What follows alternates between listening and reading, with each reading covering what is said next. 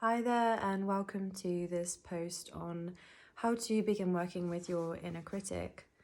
So typically you might find that your inner critic is most likely to come up and become louder in your mind and in your body when you are feeling under pressure or you're feeling stressed. Now, why does this happen? When you most need all the cheerleaders that you could possibly need, does that inner critic pop up at those times? So if we were to look at kind of through a trauma lens and through internal family systems theory and structural disassociation and polyvagal theory, then we can begin to build together a sense of why these inner critics pop up at the most frustrating and unneeded times in life. So if we go to the instance where we're under stress or strain or have received difficult news, maybe there's sudden loss, or we're trying to get a promotion at a job, or we're just generally feeling stressed, why is it more likely these parts of ourselves come up? So if we see it as a survival response, it will make a lot of sense.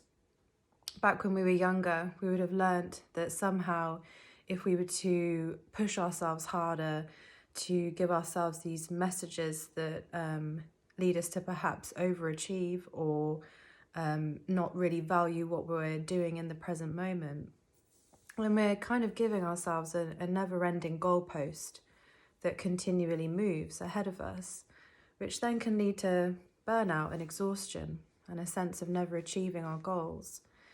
And the inner critic drives us in this sort of compulsive and sometimes for some addictive behaviours.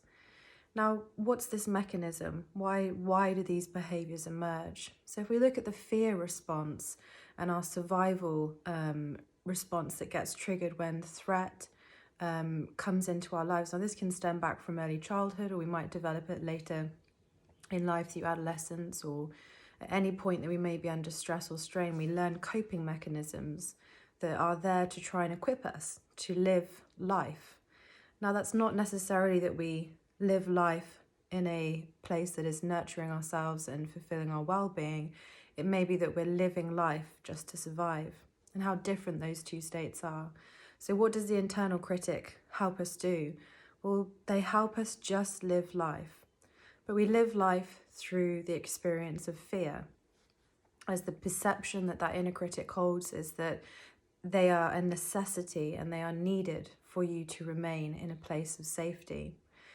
So I would like to invite you, as when you start to notice that inner critic coming up, perhaps to turn towards it and consider, wow, this is just a young or maladaptive part of myself that has developed in a response to fear, and it comes up with a plan.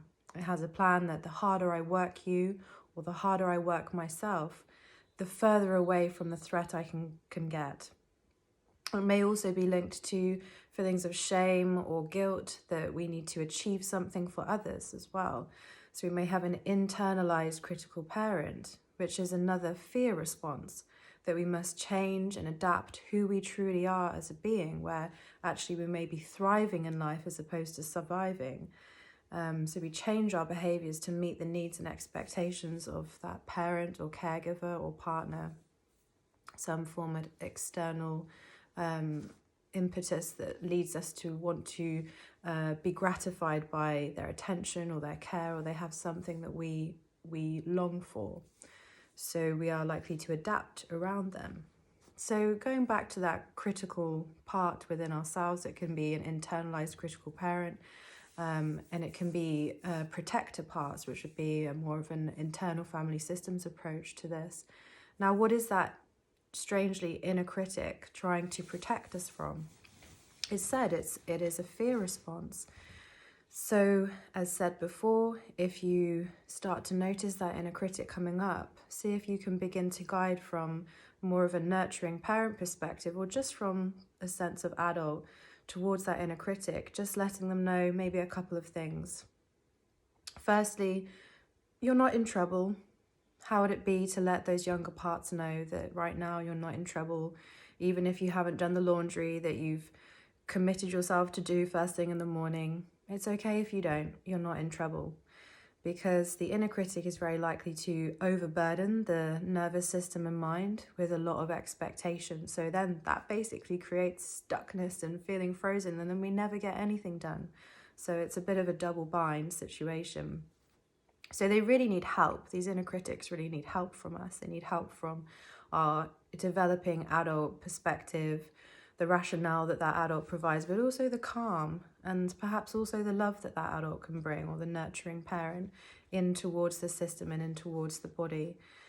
So guiding that message towards those parts, you're not in trouble, and see how that goes. And also the second thing would be just to notice around you the cues of safety that allow you to begin to be able to relax or just let go of that imperative drive to do more or to be better, especially if those pursuits are actually becoming exhausting and not fulfilling you.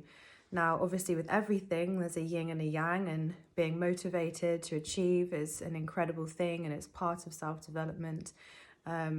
However, that mode can become, as said before, maladaptive and used as a survival response to manage anxiety and fear of threat or perceived threat. So yeah, I will follow with more information, and hopefully that's a little bit of a sense of where that inner critic is coming from.